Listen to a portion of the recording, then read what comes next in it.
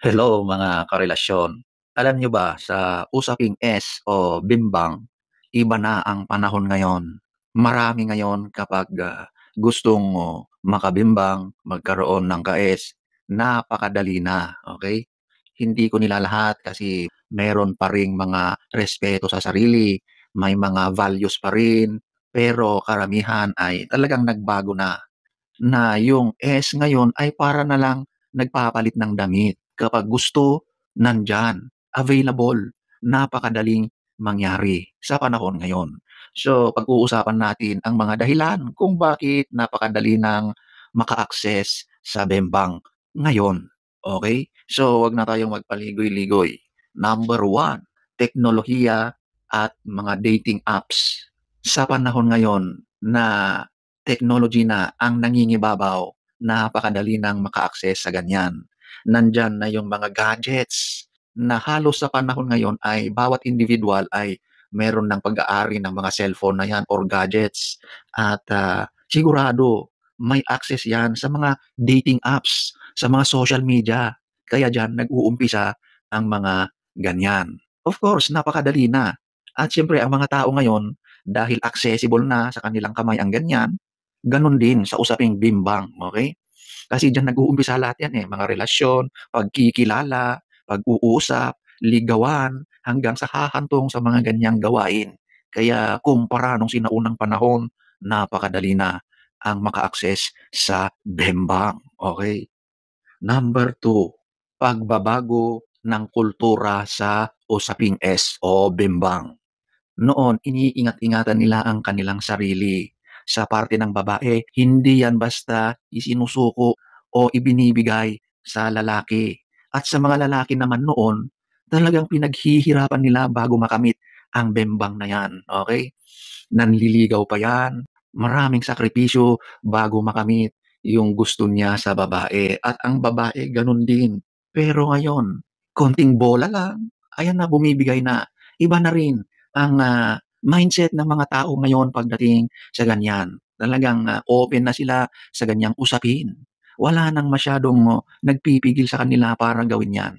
So, 'yan ang kultura sa usaping S na nagbago.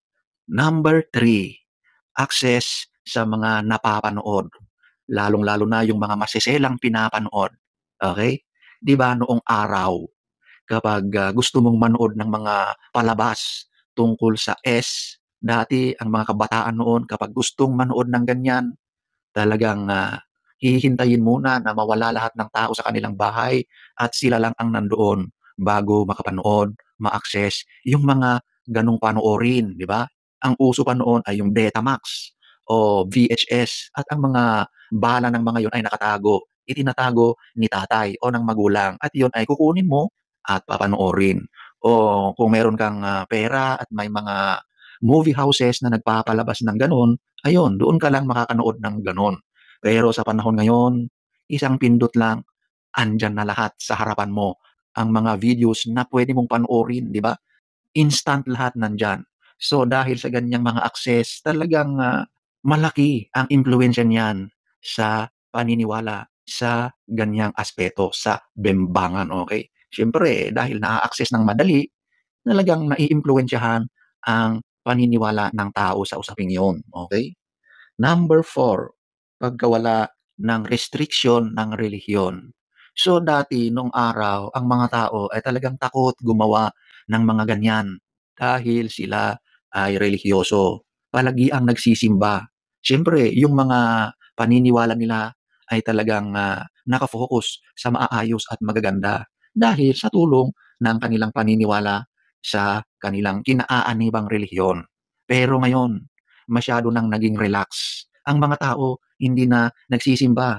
Yung iba nga, hindi pa naniniwala sa mga ganyan. Kaya pagdating sa usaping S or bembangan, wala ng restriction. Kung gusto nila, sige, banat ng banat. Okay? Hindi na sila natatakot. Wala nang pumipigil sa kanila dahil talagang nagbago na ang mga usapin pagdating sa mga ganyang paniniwala. Okay?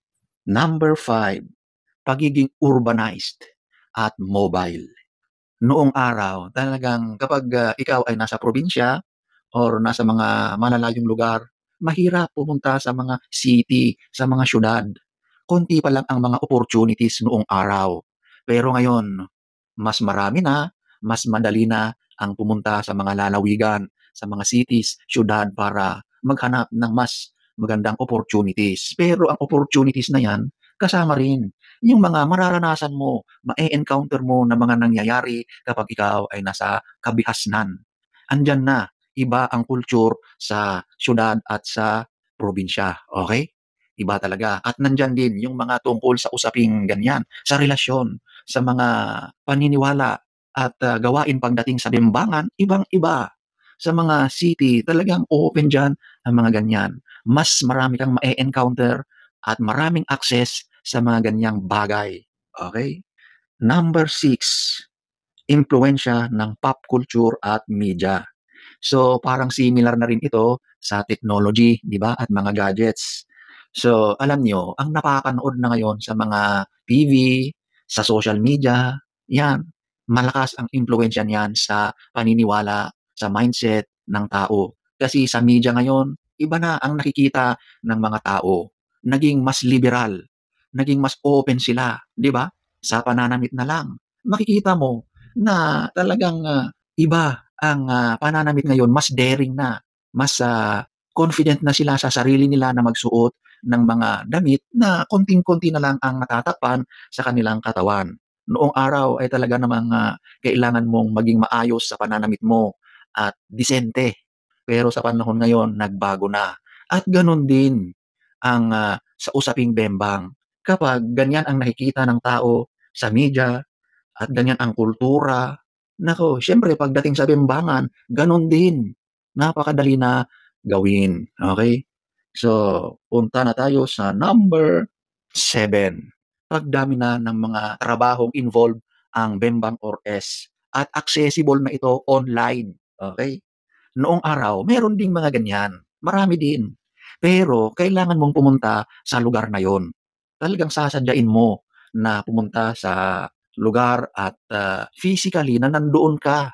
Pero ngayon iba na, maliban sa maraming gano'n, marami na rin ang nag-o-offer ito online, okey? Kaya siyempre pindot ka lang ng pindot diyan, scroll ka lang ng scroll, ayun hanap ka ng, gusto mo, ng nababagay sa'yo, ng, kayang-kaya mong bayaran, 'di ba? Online 'yan, at the click of your fingers, kaboom, maa-access mo na 'yan. Magkakaroon ka na ng, partner na puwedeng gawin ang ninanais mo. In short, kabimbangan mo, okey? So, ayan, napakadali ng gawin ngayon. Number 8, pagkakaroon ng mga proteksyon at mga contraceptives, okey? Actually, meron 'yang effect. Siyempre noon, wala pang mga ganyan noong araw, mahirap ang access niyan, kaya napipigilan ang sarili na gawin ang bagay na 'yan. Pero ngayon, napakadali ng ma-access niyan, nabibili na 'yan over the counter. Kaya kung gusto mong, gawin ang bagay na 'yon, bibili ka na lang, iinumin mo, and then gawin mo na doon sa taong kakilala mo na gusto rin niyang gawin ang bagay na 'yon. May mutual consent, 'di ba? Oh, yung mga gamutan ng mga nakakahawang sakit, accessible na 'yan. Nabibili mo ng madali 'yan sa mga pharmacies, okey? At mas open-minded na ang mga tao. Kaya pagdating sa ganyan, mas malakas ang loob nila. Kasi alam nilang protektado sila, alam nilang may access sila sa mga gamot, gano'n 'yun. So, ilan lang 'yan sa napakaraming mga dahilan kung bakit, nagbago na ang pananaw ng mga tao pagdating sa S or bembang.